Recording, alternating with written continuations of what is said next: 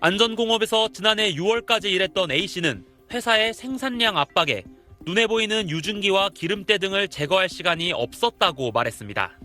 그 생산 공정이 멈추면 안 돼요. 멈추면 좀 조장 혹은 팀장들이 위에서 압박을 주니까 어디 검사하러 온다 하면 그때만 보여주기 식으로 보이는 부분만 청소를 했었어요.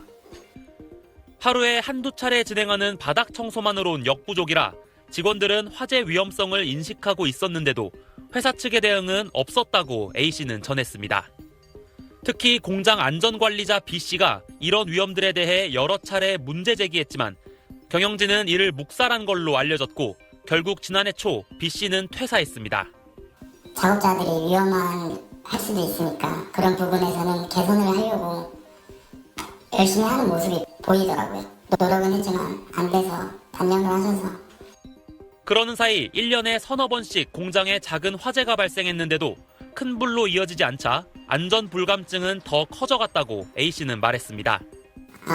또 잠깐 살짝 났구나. 아니면 또 화재 경보기가 울리면 또 오작동이구나 하고 그렇게 직원들끼리 웃으면서 이렇게 넘어갔어요. A씨 퇴사 이후 최근까지도 이런 열악한 근무 환경에 대한 직원들의 지적은 이어졌습니다. 전문가들은 안전관리자의 요구를 경영진이 실제로 묵살했다면 처벌 대상이 될 수 있다고 지적합니다. 안전관리자가 지속적으로 문제점을 지적했음에도 불구하고 시정 조치하지 않았을 경우에는 CEO가 중대재해처벌법 대상이 될 수도 있습니다. 취재진은 안전관리자를 비롯한 직원들의 환경 개선 요구를 수차례 묵살했다는 의혹에 대한 안전공업 측의 입장을 들으려 했지만 연락이 닿지 않았습니다. SBS 조민기입니다. 이번 여름 전남 지역 산업 현장에서만 질식 사고가 3차례 발생했습니다. 지난 6월 27일 여수의 한 식품 가공 공장 정화조에서는 작업하던 남성 2명이 황화수소에 질식해 모두 숨졌습니다.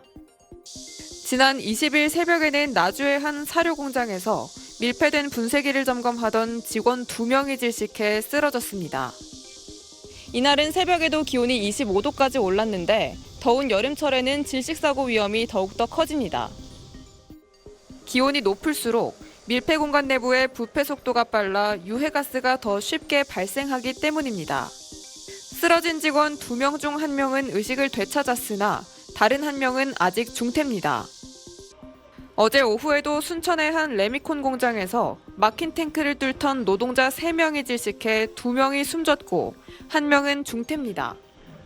사고 원인은 보호장비 미착용과 같은 기본안전수칙 위반입니다. 여수와 순천 사고 때도 작업자들은 산소 마스크와 같은 안전장비를 착용하지 않은 것으로 알려졌습니다. 특히 동료를 구하러 보호장비 없이 사고 현장에 들어가면 더 큰 참사로 이어질 수 있습니다. 얼른 그 사람 구해야 되겠다는 그런 생각으로 자기도 아무 보호장비 없이 들어가면 똑같은 사고가 발생하거든요. 고용노동부에 따르면 지난 10년간 밀폐공간 질식사고로 126명이 숨졌고 이 중 약 3분의 1이 여름철인 6월에서 8월에 목숨을 잃었습니다. KBC 김민아입니다. 쌓여있는 배터리 상자에서 시작된 불길이 불과 40여 초 만에 건물을 희뿌연 연기로 가득 채웁니다.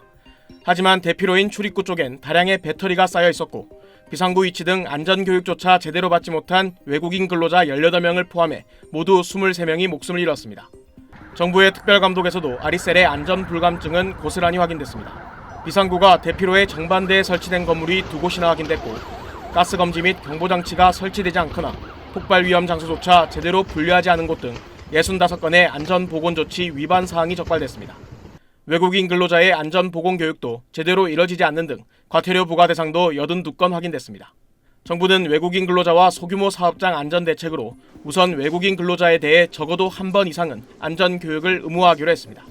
모든 외국인 근로자들이 본격적인 업무 투입 이전에 기초 안전보건교육을 반드시 이수토록 산업안전보건법도 개정하겠습니다. 소규모 사업장엔 화재 피해 확산을 막는 격벽을 설치하거나 비상구 개선을 할 경우 최대 1억 원까지 지원하기로 했습니다. 아리셀 공장이 고위험 사업장이지만 정부의 점검 감독이 한 차례도 이뤄지지 않았다는 지적에 대해선 정부는 최근 3년간 점검 감독을 받지 않은 고위험 사업장 200개소에 대해 비상구가 제대로 설치됐는지, 안전교육이 이루어지는지 등을 우선 점검하겠다고 밝혔습니다. SBS 정성진입니다. 화성 공장 화재 한 달 전인 지난 5월 24일 아리셀이 작성해 한국산업안전보건공단에 제출한 자가진단 평가표입니다. 안전보건교육을 충분히 실시하고 있느냐는 점검 문항에 미흡하다고 했고, 비상상황 매뉴얼에 따라 정기적으로 훈련을 실시하고 있느냐는 문항에도 미흡하다고 평가했습니다. 총평란엔 위험도가 제일 높은 빨강색으로 자체 진단했습니다.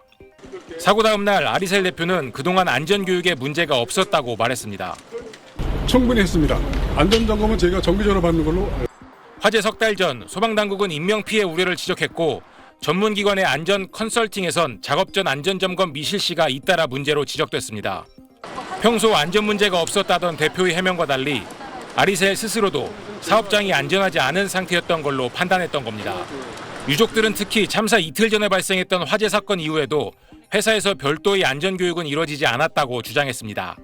집에 와가지고 불났다고 말하는데 뭐 그 뒤로 이제 뭐 교육 같은 건 받았다는. 그런 말을 못 들었어요. 한 사람이라도 알았으면. 자체 평가서는 안전보건공단에 제출되지만 사업자의 요청이 있어야만 후속 조치가 가능합니다. 때가 되면 진단과 검사만 형식적으로 되풀이되고 그 결과를 반영해 개선된 건 없었던 겁니다. 미흡하고 불안전한 곳에 항상 관심을 가져줘야 되거든요.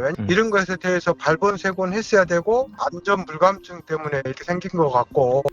경찰은 아리셀의 안전 및 보건 확보 의무 위반 여부를 확인해 중대재해처벌법 적용을 결정할 방침입니다. SBS 신용일입니다.